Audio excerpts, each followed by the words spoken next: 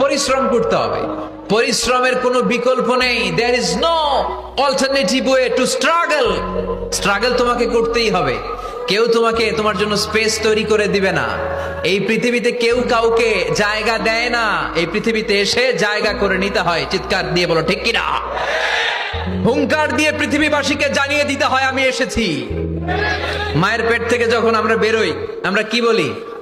Wow wow বলে নিজের অস্তিত্বের জানান দেই যে আমি এসেছি, এই পৃথিবীতে আমি জায়গা করে নিতে এসেছি। Life is not a bed of roses. এই পৃথিবী ফুলের বিছানো সজ্জা নয়। এখানে কষ্ট করতে হবে, পরিশ্রম করতে হবে, ঘাম ঝরাতে হবে। পরিশ্রমের ঘামে যে লোনা পানি থাকে, ওই লোনা পানিতে জন্ম নেয় সফলতার বীজ। এজন্য পরিশ্রম করতে হবে। সব নবীরা পরিশ্রমী ছিলেন, সব নবীরা কাজ করেছেন। সূরা জুমার এই 10 নম্বর আয়াতে আল্লাহ তাআলা আমাদেরকে মোটিভেট করে শিখাতে চেয়েছেন যে স্বাবলম্বী হও, নিজের পায়ে দাঁড়াও, কাজের সময়ে কাজ, নামাজের সময় নামাজ।